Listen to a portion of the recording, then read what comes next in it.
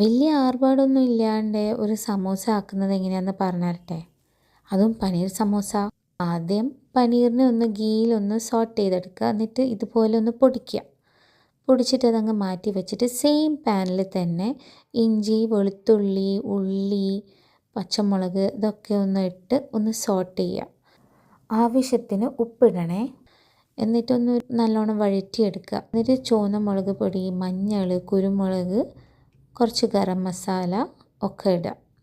എന്നിട്ടൊന്ന് വഴറ്റി അതിൻ്റെ പച്ചമണം മാറുന്നത് വരെ ഒന്ന് വഴറ്റി നേരത്തെ മാറ്റി വെച്ച പനീർ അതിലേക്ക് മിക്സ് ചെയ്യുക.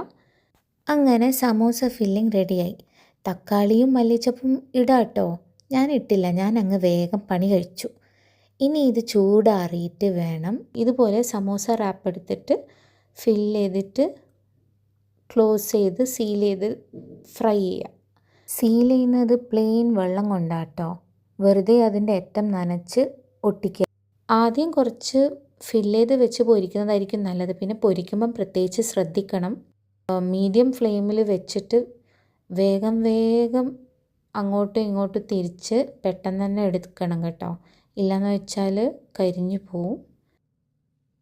അങ്ങനെ മക്കൾക്ക് ഏറ്റവും ഇഷ്ടപ്പെട്ട പനീർ സമോസ റെഡി.